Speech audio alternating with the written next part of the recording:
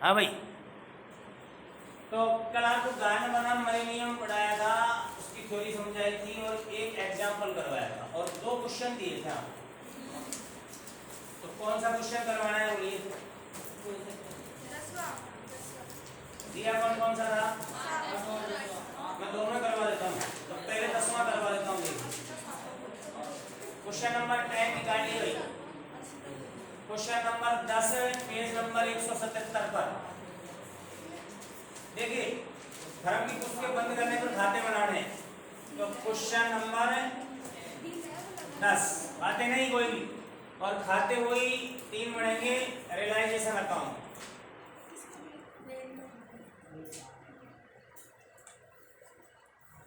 Realisation account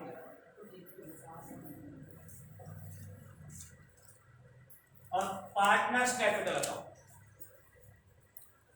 दूसरा बनेगा partners capital account.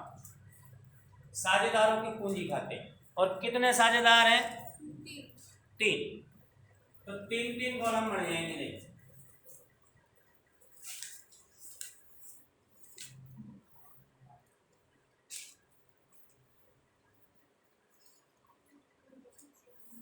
पूरा सवाल वैसे होगा, लास्ट में चल के थोड़ा सा समझना है, बाकी तो नई बात नहीं। जो पहली बार पढ़ेगा ध्यान से दिमाग लगाएगा उसको समझ में आ जाएगा। और 3 साझा है, राम, श्याम और मोहन। तो मैं शॉर्ट में लिख रहा हूं, राम, श्याम, मोहन, RSM। राम, श्याम और मोहन। और पार्टनर्स कैपिटल अकाउंट, ये इसका डेबिट साइड और ये इसका क्रेडिट साइड, पर्टिकुलर और पर्टिकुलर। ठीक है भाई। और एक बना देता हूं कैश अकाउंट।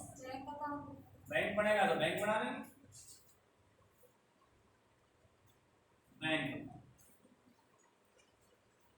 देखो 10वें की बैलेंस शीट देखो, सबसे पहले लिखा है कैश एट बैंक 12,000, और इस 12,000 को यहां लिख देंगे टू बैलेंस BD 12। उसके बाद में आप देखिए डेटर है, स्टॉक है, प्लांट एंड मशीनरी है, BR। अभी जो मोहन की कैपिटल ओवरड्राइंग का मतलब है कि जितनी इससे पूंजी थी उससे ज्यादा 18,000 निकाल कर लेगा। ओवरड्राइंग का मतलब होता है निकालना, और मतलब अधिक निकाल लिया। कितना अधिक निकाल लिया इसने? 18,000। जब पूंजी होती तो क्रेडिट बैलेंस होता है, निकाल कर ले जाते तो डेबिट बैलेंस होता है। तो इधर डेबिट में लिखेंगे टू बैलेंस BD 18। मास्क है ना सबके पास?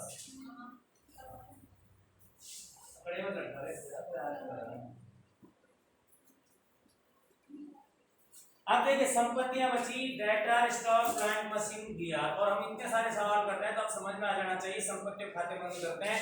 तो रियलाइजेशन के डेबिट में लिखेंगे realisation account debit to debtor. और डेटर है आपका 20,000 टू स्टॉक, और स्टॉक है आपका 40,000 और टू प्लांट एंड मशीन, और टू प्लांट एंड मशीन है 40,000 और टू BR का मतलब बिल्स रिसीवेबल है आपका 20। कोई प्रॉब्लम? ये संपत्तियों खाते बंद कर दी। अब दायित्व पक्ष में आइए। एक ये दायित्व क्रेडिटर जिसका पेमेंट फर्म से बाहर करना, पूंजी अंदर ही देनी होती है, जनरल को साझेदारों को देना होता है। तो जो साझेदारों को देना होता है वो आंतरिक दायित्व होता है, और फर्म की बाहर जो पेमेंट करना होता है वो आउटसाइड लायबिलिटी, बाहरी दायित्व होता है। और इसमें हम बाहरी दायित्व ट्रांसफर करते हैं। ध्यान, दायित्व कितने प्रकार के होते हैं? इंटरनल और एक्सटर्नल, आंतरिक और बाहरी। फिर बाहरी भी 2 प्रकार के होते हैं, शॉर्ट टर्म और लॉन्ग टर्म। ऐसा दायित्व जिसका पेमेंट साल भर के अंदर ही करना है वो शॉर्ट टर्म होता है, और जिसका पेमेंट 1 साल के बाद 20 साल के अंदर अंदर करना है वो क्या होता है? अभी तो आपको देखना है दायित्व एक तो होता है आंतरिक, होता है बाहरी। आंतरिक वो होता है जो साझेदारों को देना हो, पूंजी है, रिजर्व है, कैपिटल है, ये साझेदारों को देना। तो बाहरी दायित्व इसमें ट्रांसफर करते हैं, और दायित्व को बंद करने के तो creditor account debit to realisation. तो रियलाइजेशन में आ जाएगा बाय क्रेडिटर। और कितना है? 40 है। कितना है भाई? 40। अब जनरल रिजर्व को इधर मार देंगे, लेकिन पहले पूंजी लिख दो, इनकी पूंजी दे रखी होगी। देखो कई बच्चे क्या करते हैं कि पहले से जनरल रिजर्व आएगा तो पहले जनरल रिजर्व लिख दिया, बाद में क्या लिखेंगे? गलत तो नहीं है, लेकिन गलत है। किसी चीज का सिस्टम होता है। क्या होता है? चमड़े की जूती के ऊपर टाई पहन के देखा किसी बार? धोती पहन के टाई लगा के देखा किसी? पजामा पहन के टाई लगा के देखा? टाई का एक सिस्टम है, पैंट कोट के ऊपर क्या लगती है। ऐसे ही ये तरीका है कि पहले बैलेंस लिखना है। क्या लिखना है? बैलेंस लिखना है। तो पूंजी का बैलेंस है 50,000 और 30,000, और यहाँ लिखा 50,000 30,000। आप जनरल रिजर्व लिखेंगे, क्या लिखेंगे? और जनरल रिजर्व है इसका 30,000, और इनका लाभ हानि अनुपात कुछ बताया क्या? नहीं बताया। नहीं बतावे ना किसी प्रश्न में तो क्या माना जाता है? बराबर बराबर। और 30,000 को बराबर बराबर बांटोगे तो 10,000 और 10। अब देखो ये 10,000 ऊपर लिख दो, 50-30 नीचे लिख दो, टोटल में क्या फर्क पड़ेगा? आंसर में कोई फर्क नहीं पड़ेगा, सब बैलेंस मिलेंगे, लेकिन फिर भी क्या हो जाएगा? सिस्टम गलत हो जाएगा। अब संपत्तियों के खाते बंद कर दे, तो अब इन संपत्तियों को बेचना है, और इसका क्या करना है? पेमेंट। अब बेचने के नीचे बोला मोहन दिवाली हो गया, वे केवल 4,000 का भुगतान कर सका, ये बाद में देखना। सैलरी विघटन का निश्चय कर लिया गया, संपत्ति से निम्न प्रकार वसूली हुई है, वसूली इसका मतलब बेच दिया, और बेचा तो एंट्री करेंगे bank account debit to realisation.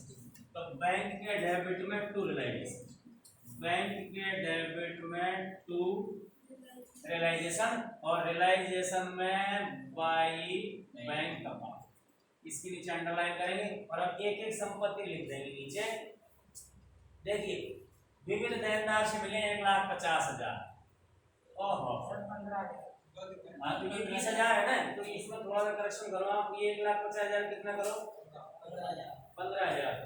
English की तरह किस सवाल की? नहीं। तो थोड़ा ये तो कॉमन सेंस भी लगा लेना थोड़ा सा ना भाई। है 20,000, 20,000 का 1,50,000, 20,000 का 22,000 हो सकता है, ज्यादा हो सकता है, कम भी हो सकता है, लेकिन इतना थोड़ी है। 20 का कितना हो जाएगा? 1.5 लाख। इसको बोलते हैं कॉमन सेंस, सामान्य समझ। तो विविध देनदार से 15,000, और बीआर से 14,000, बीआर से कितना 1,000? 14,000। स्टॉक से 32,000, स्टॉक से 32,000। प्लांट एंड मशीनरी से 28,000,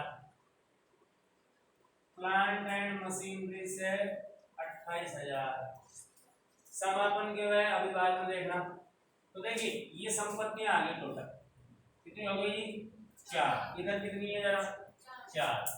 तो 15 और 14 29, 29 का मतलब 30 और 30 60, 61 61 20 81 89 हो रहा है इसका टोटल 89। तो यहाँ भी क्या लिख देंगे? 89। ठीक। अब इसके बारे में कुछ नहीं बोला, और सीधा क्या दे दिया? समापन के व्यय। लेनदार के बारे में कुछ बोला क्या? कुछ ना बोले तो क्या करते हैं? पूरा पेमेंट करते हैं। तो realisation account debit to bank, realisation account debit to bank, और बैंक में आ जाएगा बाई रियलाइजेशन। अब देखिए एक तो आपको पेमेंट करना है क्रेडिटर का, कितना? 40, और एक वसूली के खर्चे की भी एंट्री होगी। इसके नीचे लिख दो पूरा एक्सपेंसेस आएंगे। वसूली के खर्चे कितना बताया? 5,000। समापन के व्यय कितने हुए? 5,000। अलग एंट्री कर लो, इसके साथ बात तो हुई होगी, वापस वही एंट्री करोगे तो कुल मिला के कितना गया है? 45। यहाँ भी कितना लिखा? 45। ठीक हो गया सर। अब देखो लाभ हुआ यहाँ, तो 2 और 4 6 और 4 10 तो 12, 12 और 4 16, 1,65,000 आ रहा है टोटल।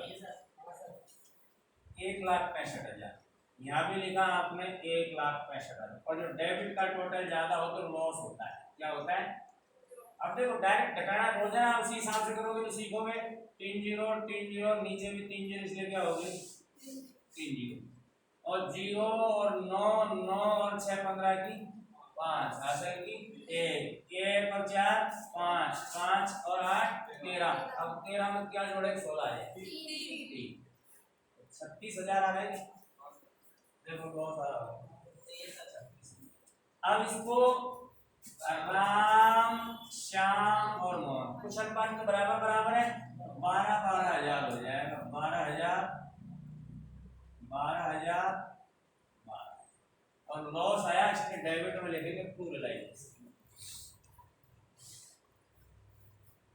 12,000 और 12।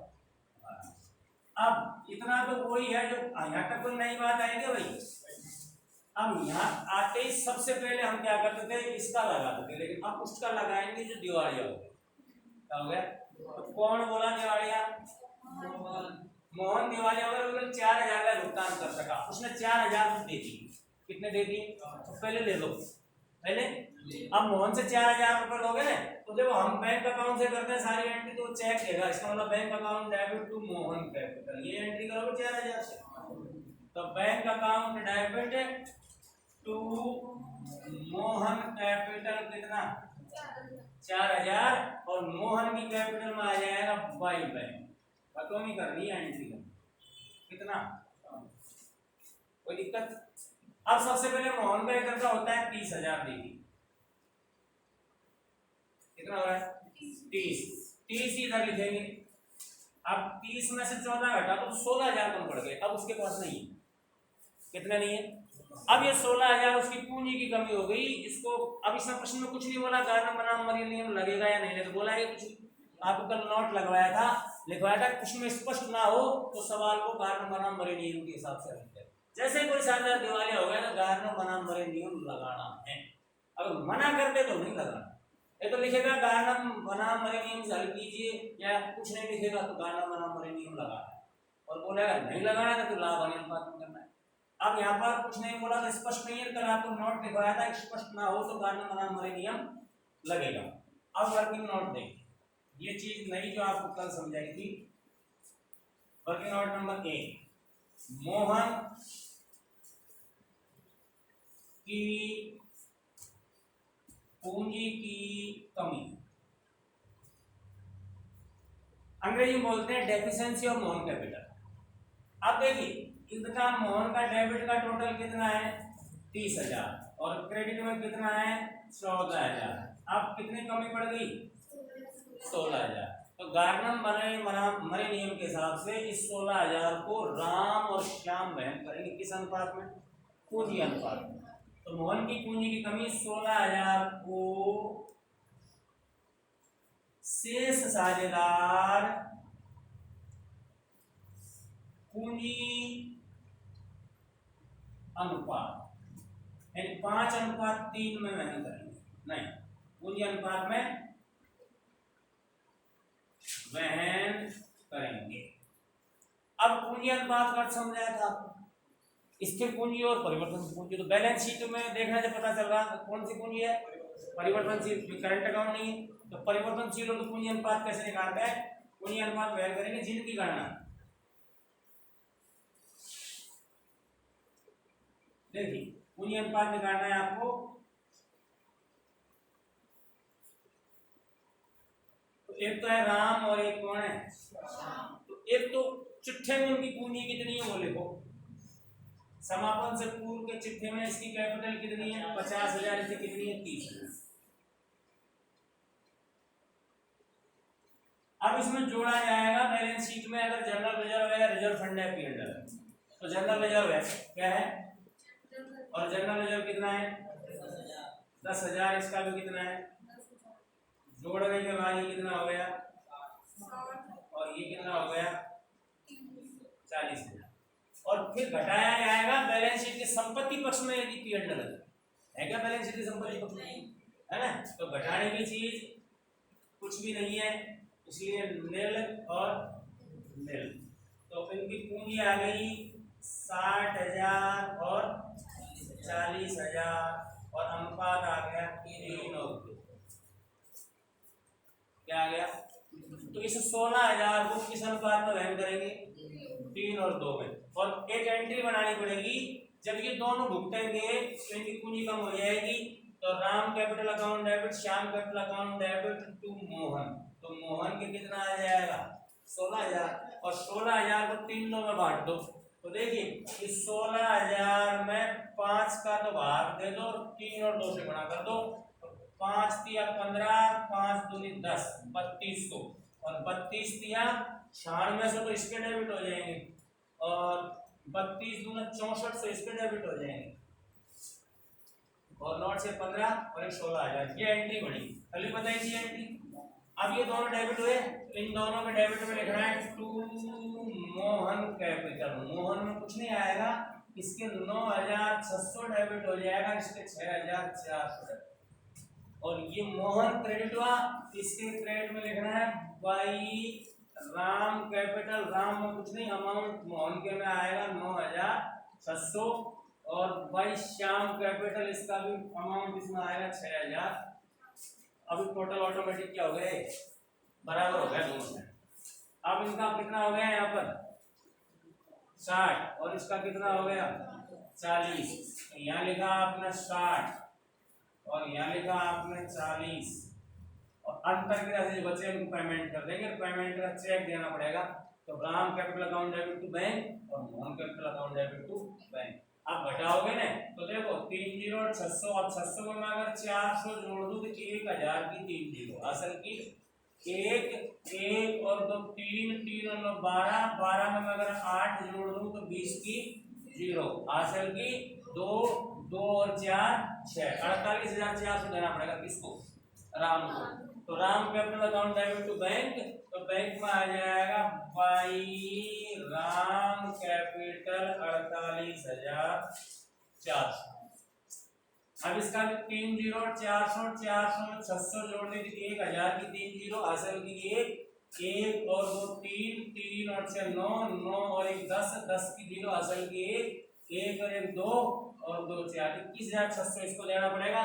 तो लिख देंगे बाई श्याम कैपिटल 21,000। अब यदि सवाल सही है तो दोनों साइड से मैच हो जाएगा। तो देखो 3 जीरो 400, 600, 1000 की 3 जीरो। हासिल की 1, 1 5 6, 6 8 14, 14 और 1 15 का 5। हासिल की 1, 1 का 4 5, 5 4 9, 9 और 2 11, 1,15,000। 2 और 2 11, 11 और 4 15,000 का 5,000। असल की 1, 1 1 2, 2 और 8 10। क्या हुआ? ये वाला हुआ है 6 4 10 की जगह। असल की 1, 6 और 8 14, 1 15 का 5। असल की 1, 1 और 4 5, 5 और 4 9, 9 तो 11 होता है। बता क्या गलती हुई? 89, 91, 101, 105। आप कहीं नहीं यहाँ 6 और 4 10 की 0। असल की 1, 3 और 12, 12 8 20, 20 की 0। असल की 2, 2 और 1 3, 3 और 3 6। ये हो गई मिस्टेक। यहाँ कितना आएगा? 38,400। और यहाँ पे कितना आएगा? 38,400। यहाँ ऑटोमेटिकली बोलो कौन बोला करेक्शन होगा इसमें? और कोई गलती थोड़ी है। किस किस का सही है? ईमानदार से हाथ खड़े करना।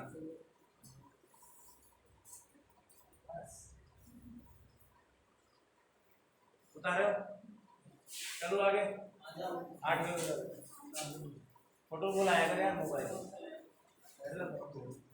इधर से फैसला कर बस प्रॉब्लम है।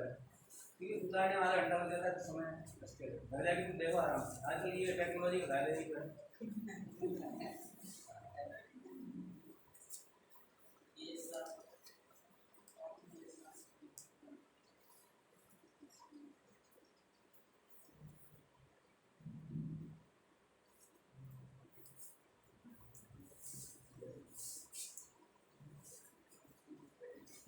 हो गया।